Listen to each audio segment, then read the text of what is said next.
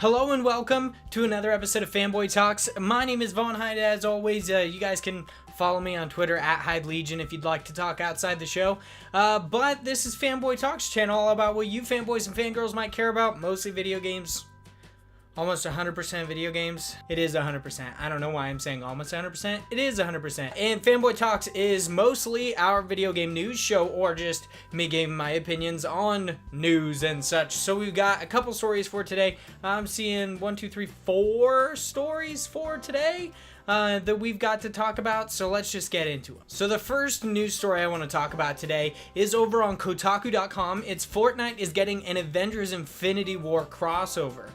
So Fortnite has done several of these limited time events. They've done 50v50, they've done only snipers, only rockets, all sorts of weird shit. And now with a quick crossover with Marvel, I guess, it's kind of weird. Fortnite is now getting an Avengers Infinity War crossover where basically you'll do the standard game mode. 100 people drop on the map. It's seeming one person finds the Infinity Gauntlet and becomes Thanos. It's so far unclear as to what they can do with the Infinity Gauntlet. If you guys haven't seen an Infinity War yet, they could do things like warp reality. Thanos could change like basically laser bolts into bubbles and all sorts of shit, rewind time.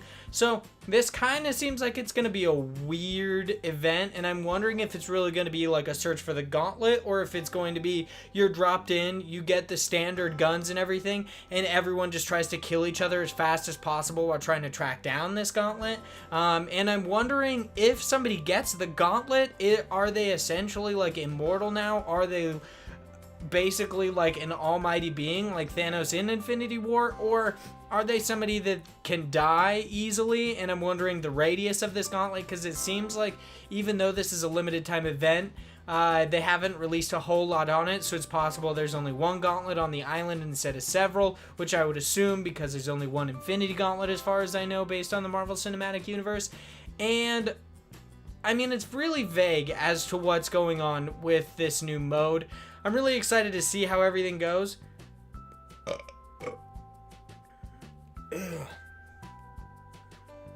That was gross.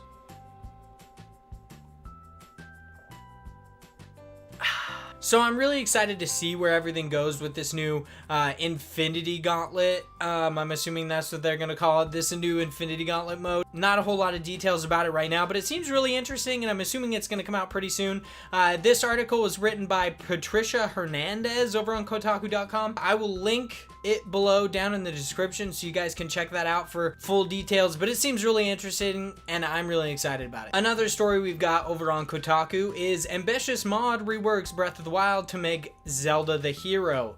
So this is a really interesting Zelda mod. I'm actually really excited about this, especially because now those people who think Link is fucking Zelda, now they're kind of true. Now it's basically like a mask of Link and it's Zelda, and it's going to be really cool. This mod is going to be reworked to where it has somewhat of its own storyline. The journals are going to have a Zelda themed twist to where it's more her thoughts on the events than Link's thoughts. She's going to have her own armor sets or twists on the existing armor sets, and side quests that are more tailored to Zelda. I'm really excited about this. I think it's going to be really interesting. They have also done a mod where you can play as Linkle from the Hyrule Warriors. Hyrule Warriors Legends, Hyrule Warriors, and it looks really interesting. Both of these look awesome. I will put a link to the article down below. This article was written by Heather Alexandra over on Kotaku, but it goes through a lot of details. Basically, there's like 20 people working on this mod, and it looks really, really good. This all started when two modders tried to find a way to wrap Zelda's texture around Link so they could play as Zelda in Breath of the Wild, and they ended up finding deep in the code essentially that there was a Zelda character model done almost didn't have limbs from what I understand, which is seriously a horrifying thought, just Zelda sitting there without arms or legs. And I'm assuming, I mean, a head isn't a limb, but really if this was just a Zelda torso or Zelda head, it would be really, really odd, and it makes you think, what the fuck were they doing with this? Like, what was the point of making it? Did they possibly think about it? It seems like it was actually harder than they thought to find this because most of Zelda's appearances throughout the game was actually just in cutscenes, so they weren't really it wasn't easy to find a 3D character model, which I definitely understand, and this is a really, really awesome article. I definitely recommend reading it. After doing this mod to just play as like Link or Zelda, they started to change it even more. They wanted to see what they could do, so they started adding appropriate dialogue, they changed the music, and they started adding other tweaks to improve the mod and the game overall. It seems like they've already got pretty far with the Zelda armor sets. They've already got a few working. The heat resistant flame breaker set, sorry, I'm just reading these off my computer, a unique version of the fierce deity outfit,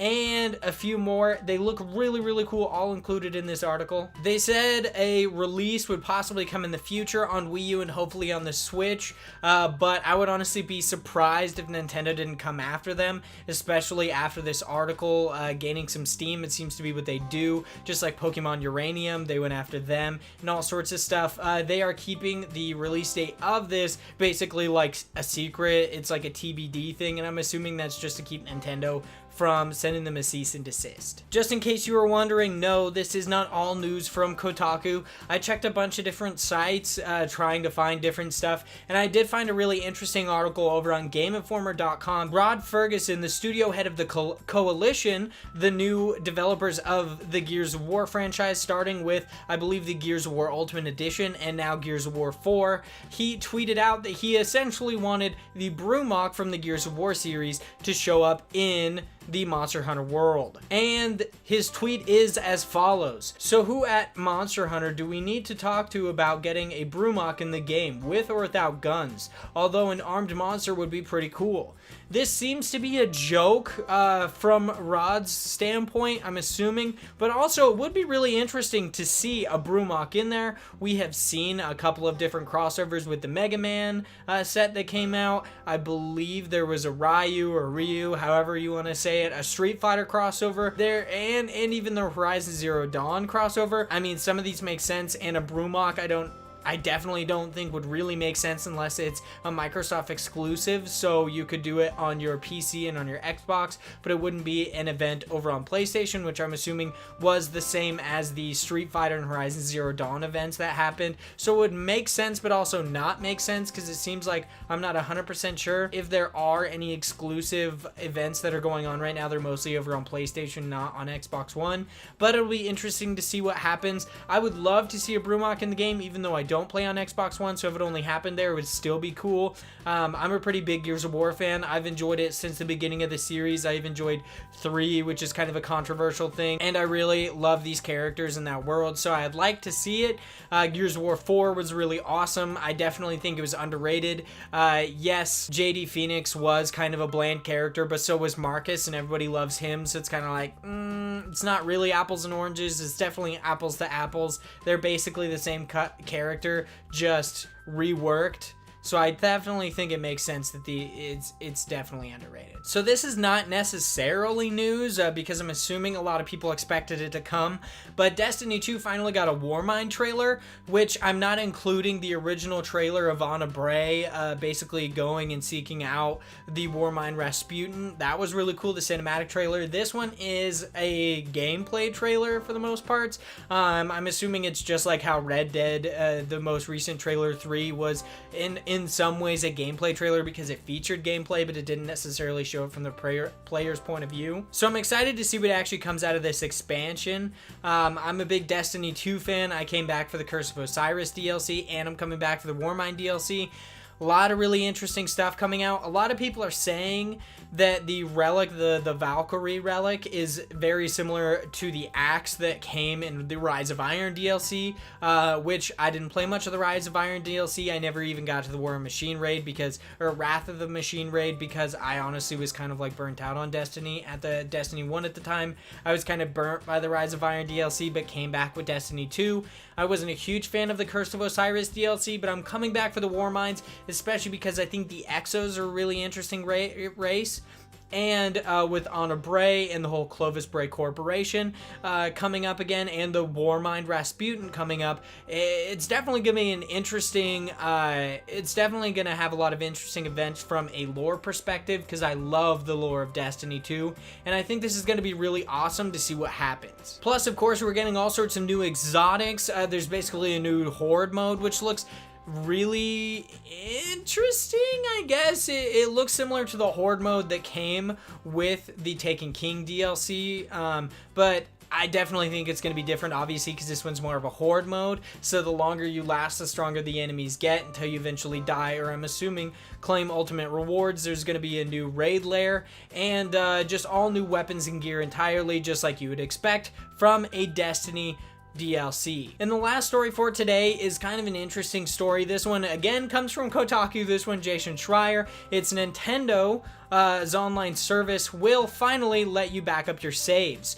So Nintendo's finally basically bending on this weird issue that they have with the cloud saves, which Sony and Microsoft have had for a hell of a long time. You essentially just back up your saves to the cloud so that when you get a new console, or just in case yours gets wiped out, somehow you spill a cup of water on it, you can get your save data off the cloud instead of having to start over altogether, or just having your online games saved like Grand Theft Auto Online would be okay. Destiny 2 and Destiny just entirely would be okay, but other games that are mostly single player would not be. Horizon Zero Dawn would not be, but obviously it would be because it's Sony and you have cloud save. But since on the Nintendo Switch you do not, you could easily lose a 200-hour Zelda save file because you hadn't been able to back up your saves and it got corrupted, or something happens to your Switch, just anything like that.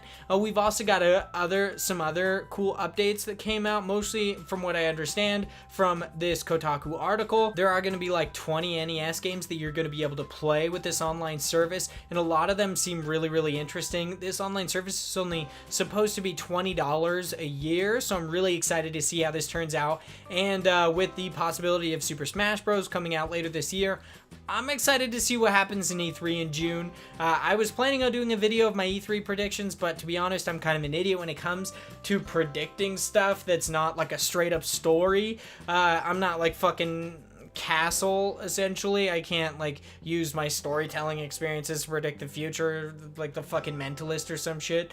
No, I just don't think I know enough about the business side of the industry to really predict stuff that's coming at E3. Obviously, we're going to see some things and others we are not going to see. So I'm excited to see what happens, but I'm hoping that we're going to get a Super Smash Bros. Later this year, especially with the release of the online service in September. So that's about it for this video. If you guys liked it, make sure you click the like button down below. Make sure you click that subscribe button. I put out these videos every Wednesday and Friday. We also put up our You Guys Made Me Inc. hour-long podcast every week on Monday, so make sure you guys keep an eye out for that. Click that bell icon thing to get notifications about all of our uploaded videos, and you can also check out our SoundCloud account to get audio only versions of any of our podcasts. That's it for me today. If you guys would like to talk to me outside of the channel, you can follow me at Hyde Legion, and yeah, that's it. I hope you guys have a great day.